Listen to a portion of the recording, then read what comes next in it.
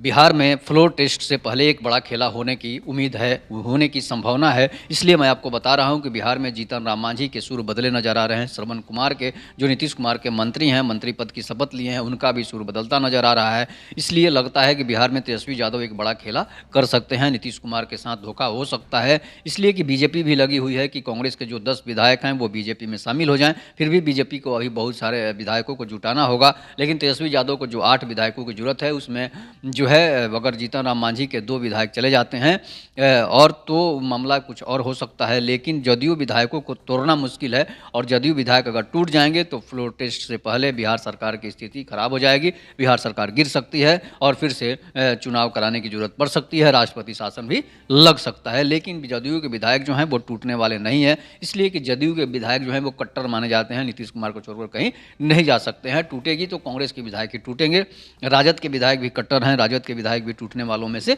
नहीं है। अब टूटना है जीतन राम मांझी को, टूटना है।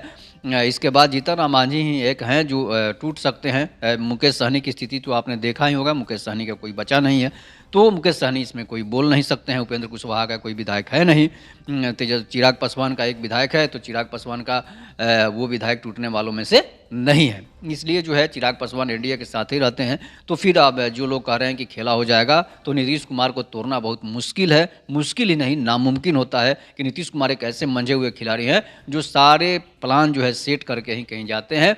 इसलिए नीतीश कुमार के विधायकों को तोड़ना मुश्किल ही नहीं, नामुमकिन लगता है। तो बिहार में खेला कैसे जीतन राम मांझी कर सकते हैं? जीतन राम मांझी को एक पद मिल भी चुका है मंत्री का, उनके बेटे को। तो जो है पिता जो है जदयू के विरोध में बोल रहे हैं, और बेटा जो है जदयू के सपोर्ट में बोल रहे हैं, एनडीए के सपोर्ट में बोल रहे हैं, इसलिए कि उनको मंत्री बनाया जा चुका है। और जीतन राम मांझी 2-2 मंत्री पद मांग सकते हैं। हाँ, खेला कब हो सकता है? जब जीतन राम मांझी को तेजस्वी यादव सीएम बना देंगे। तेजस्वी यादव जो है जीतन राम मांझी के या तो बेटे को या फिर जीतन राम मांझी को सीएम बनाते हैं, तो ये एक बड़ा दुर्घटना हो सकता है बिहार में। लेकिन जो है तेजस्वी यादव तो बनाएंगे नहीं, तेजस्वी यादव खुद ही सीएम बनेंगे, तभी जाकर जो है पार्टी टूटने के कगार। इसलिए कि अगर तेजस्वी यादव सीएम कैंडिडेट जो है जीतन राम मांझी को ही बना देते हैं, तो हो सकता है कि राजद के विधायक भी उनसे गुस्से में हो जाएं और नाराज हो जाएं, कांग्रेस के विधायक भी नाराज हो जाएं, कांग्रेस के विधायक भी बीजेपी की तरफ भाग सकते हैं। इसलिए जो है बीजेपी को, एनडीए गठबंधन को ज़्यादा सीटों की जरूरत नहीं है, लेकिन तेजस्वी यादव को 8 सीटों की जरूरत है। तो जीतन राम मांझी अकेले कुछ नहीं कर सकते हैं।